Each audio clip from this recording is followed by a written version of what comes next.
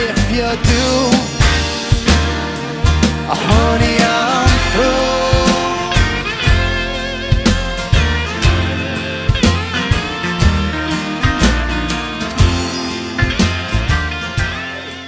Tom Rosato from Xena Mastering here. This is a follow-up to my previous video about EQing, and this one's going to be a little more hands-on.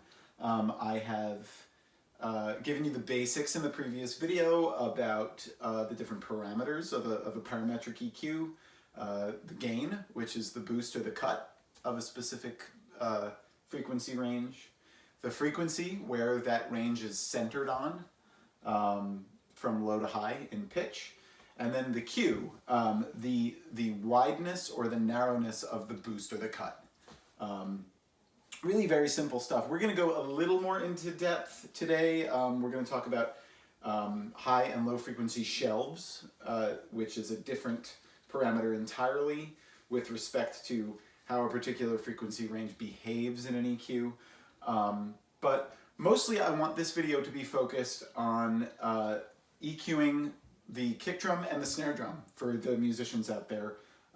Those are the bedrock of the beat of a song. Pretty much every genre in modern music has some form of a kick and a snare, a downbeat and an upbeat, a kick drum and a snare drum. That's going to formulate the bedrock of your track, and getting those to sit solidly in your mix is really important. Before I get into this video, I just want to let you know, Xena Mastering is my company. I've been a professional audio engineer for over 15 years. I'm a mixing and a mastering engineer, and I've recently shifted my focus just to mastering. So if you have a song that you've mixed that you'd like professionally mastered, or if you want a mix done too, XenaMastering.com, Xena with a Z, Z-E-N-A, mastering.com. All the information you need is right there, and we can make your tracks sound great. That said, let's get into actually EQing the kick and the snare drum. So I've queued up a live track here that I recorded. Let's just give it a whirl real quick. I have, if you can see on the screen, my kick, snare, and single overhead. That's all I used on the drums. Bass and acoustic. All the rest, like the vocals, the electric guitars, they're all muted right now. But I'm just going to play for you a little example of this track, which has been fully mixed at this point. And then we're going to dive back in, take the EQs I've done out, and we'll EQ both this kick and this snare and make them sound good. So here's what I've got.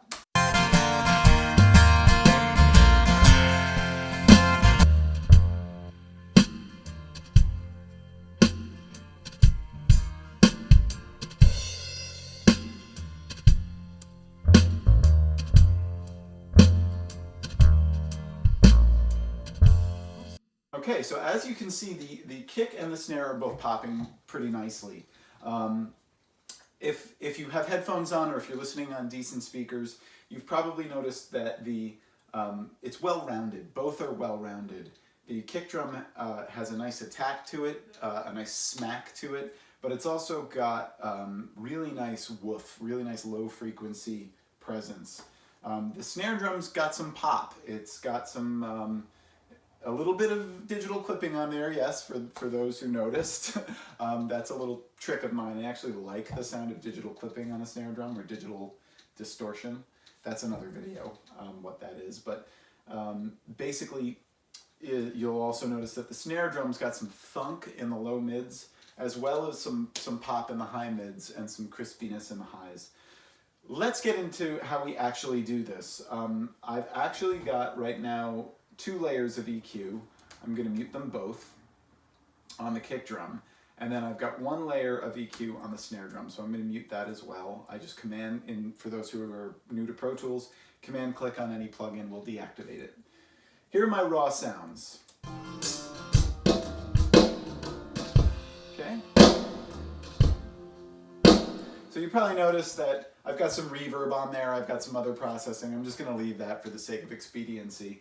You get the idea. There's also compression on both the kick and the snare, but the EQ is completely flat. So I'm going to pull up a 7-band EQ here. I just click on an available insert in Pro Tools, go to Plugin, EQ, EQ3 7-band. This is the most basic teaching tool I can use, so you can really see all the different parameters, different frequency ranges, etc. We're going to start with the kick. Now, I always say think globally and then zoom in and try to execute it. So this kick drum I think sounds a little bit flat. I think that that's due to a little bit too much mid-range presence and not enough low and high frequency presence. So let's take a listen to the kick real quick and then listen back with some EQ applied.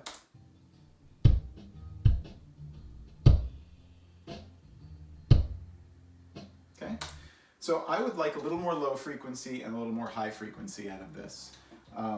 Let's talk about what a kick drum is. It's a large drum. It's probably the largest drum on your drum set, most likely. The drummer hits what's called a beater. It's a pedal with a lever on it, and that beater hits the front head of the drum, causing the drum to resonate. And it is your bassiest drum on your drum kit. Now, there are two components to that. There's the actual lever, or the beater, hitting the head, creating that smack sound, that thwack sound. And then you have the subsequent resonance of the drum, or the decay of the drum. So if we zoom in on a waveform here, let me make this larger, you can very clearly see the difference. Here is that attack, that beater hitting the head of the drum, also known as the transient of the drum. And then here is the decay. You can see the drum actually vibrating and resonating out as the heads come to rest. Those two components are two discrete frequency components of the kick drum. The beater hitting the front head of the drum is more in your high mids and your highs, that smack, that attack. The resonance or the decay of the drum is mostly low and low mid frequencies. Anywhere from 40 hertz to about 120 hertz, whereas the smack is anywhere between like 3K on up. Kick drum extends all the way up into the high frequencies. The easiest way, in my opinion, to get more lows and more highs simultaneously is to cut mids. Think of it as a sculpture, not a painting. Remove those mid-range frequencies, and then you will see pictorially on the graph, if I take an available node and I go to say like 450 hertz, and I do a really big cut, like 12.7 dB, cut with a Q value of around 1, we'll just keep it at 1. Look at the way this curve looks, right? We've got extended low range, and here we've got extended high range. Rather than boosting the highs and boosting the lows, if you just cut mids, you get the same effect, and it's one move. So let's take a listen to this now.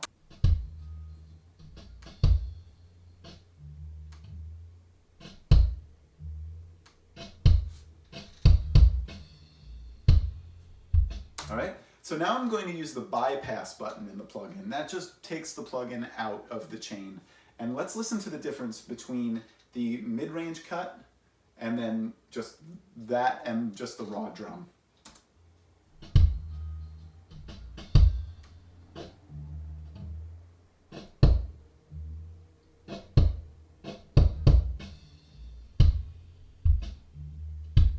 You'll notice significantly more clarity, much less boxy sounding, more low frequency presence, low frequency punch, and more high frequency punch. From there, I then go ahead and I apply a little bit of help to those frequency ranges, but I don't have to apply nearly as much boost to the low and the highs now that I've done a significant cut to the mids. I'm going to select my low frequency band. That's this red band here on the end. Notice where my mouse is, you've got the regular bell curve, which is the one we talked about in the previous video. That's a cut or a boost with a bell curve. And then if I were to select this, that is called a shelf, that icon right there. What that's going to do is wherever you put that frequency, in the case of a low frequency shelf, it's going to boost that particular frequency but also all the frequencies below it at the same rate. They call it a shelf because it looks like a shelf. So you can see we've got this 148 hertz frequency being boosted, but also all the frequencies below it are coming with it. They're being boosted also. So I'm going to center that at around like 120, and we'll give it around a 6 dB boost. I'm going to do the same thing on the high frequencies, this blue section over here. Not a bell curve like we talked before, where it boosts the one frequency and then the frequencies taper down back to the 0 line around it, but instead a shelf, a high frequency shelf by selecting this icon. And we're going to give it about the same amount, starting at about 3K. So about 6 dB is a boost, around 3K with a shelf. And now let's take a listen.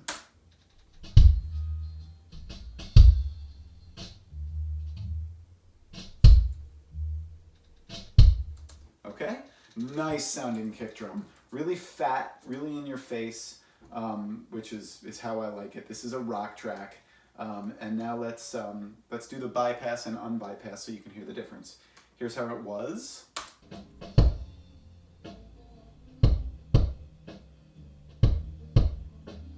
And here's how it is now.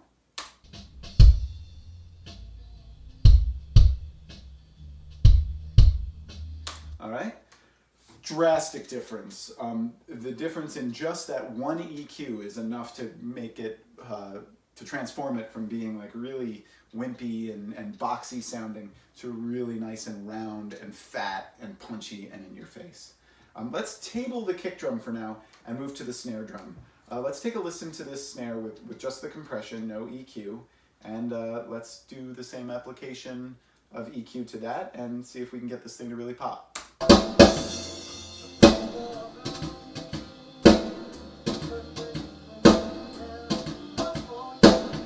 Okay, just like the kick drum, the snare drum is hit with a stick. All drums are on a drum set, with the exception of whatever hand drums you might supplement your drum kit with. But that stick hits the top head of the snare drum. So you have that attack of the stick hitting the drum itself. Now this is a smaller drum. The transient of the drum is a little bit lower than the kick. It's around 3K. But the actual resonance of the drum, the thunk of the drum, is around like 150 or 200 hertz.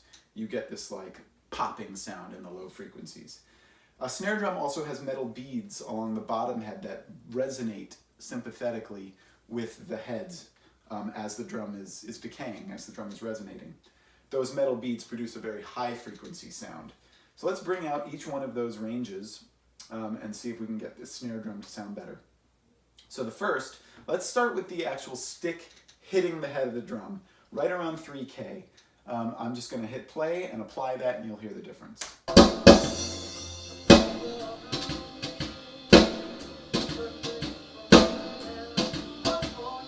All right, you hear that smack, that stick hitting the head of the drum, producing that crack that we like out of the snare drum. And then let's see if we could find that low frequency component. My guess is it's around 180 hertz, or the low mid component. You're going to notice that the snare will pop more. It'll have more impact that'll hit you in the chest once we boost that particular frequency range. So let's try it.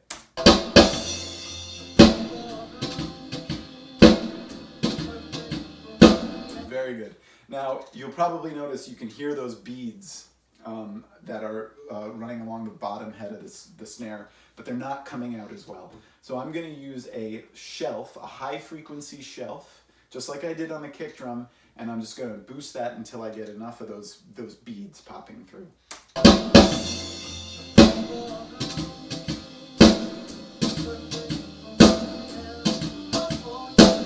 Very good. And this drummer's great. He's doing a lot of little ghost notes that really bring out the groove that he's laying down.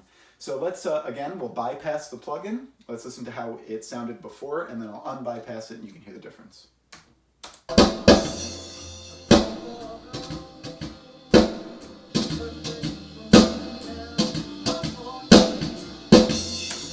To me, the difference is astounding. It's the difference between like a really sort of wimpy, not very exciting snare drum to one where you get real distinction between those high frequency ghost notes with the attack of the stick hitting the top head and the beads resonating, and then you get that discrete and different from the actual pop of the snare, which is coming through in the low frequencies around like 195 hertz.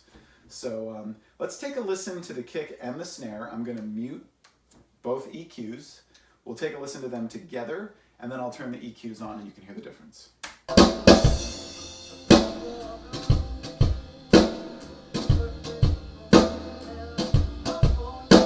All right, let's turn everything on.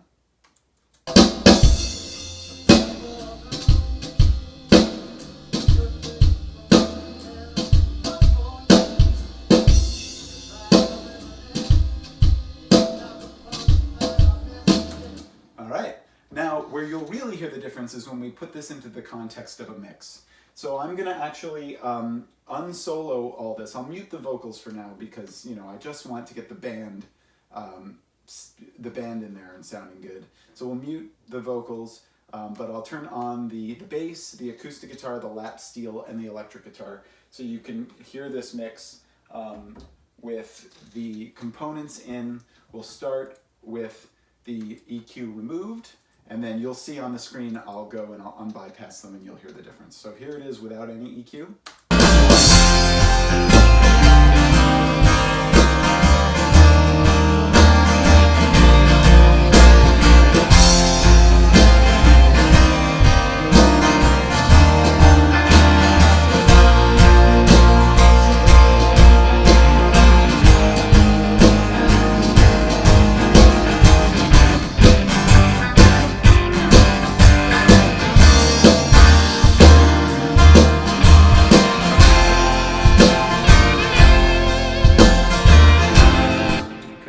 Again, without, and then in the middle you'll see me unmute them and you'll hear the difference. So here it is without.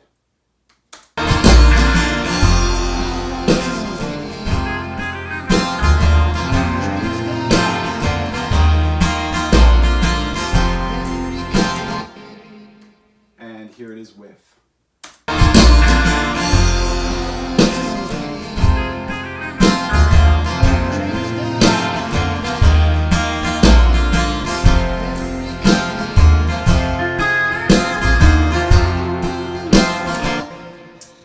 That's EQ for kick and snare.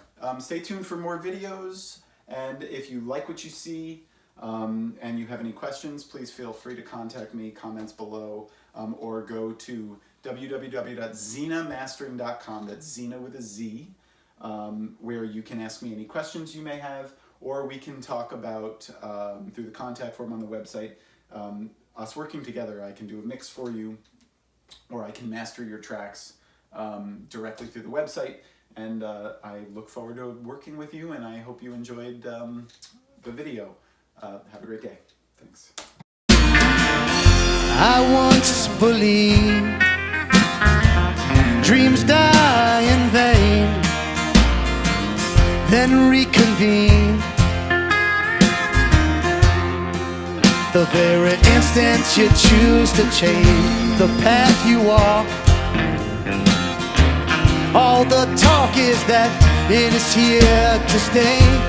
Be forewarned, your dreams might be the only things that tag along. From time to time, I get these lonely feelings.